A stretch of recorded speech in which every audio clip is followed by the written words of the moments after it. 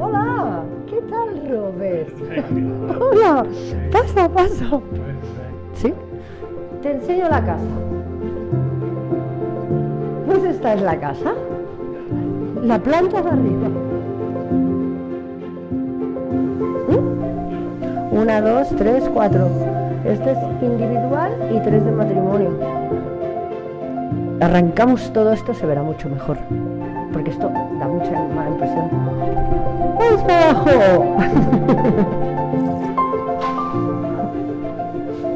¡Jau, jau! Está claro. Acá llega la tercera. Es que se me ha roto la lavadora.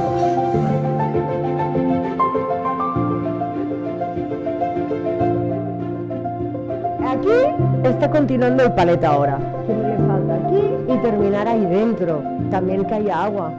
También me salía agua de aquí.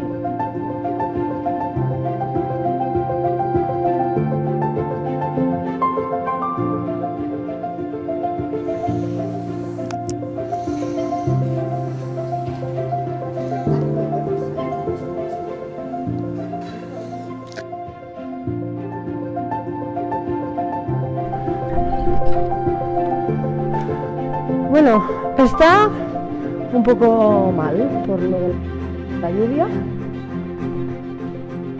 Mira, con él lo hemos dicho, mira, esto de aquí es la cocina.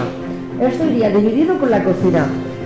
Aquí también está tapado ahora porque no me salga agua, pero también hay conexiones.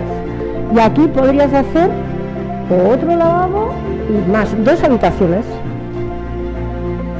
Comedor y cocina.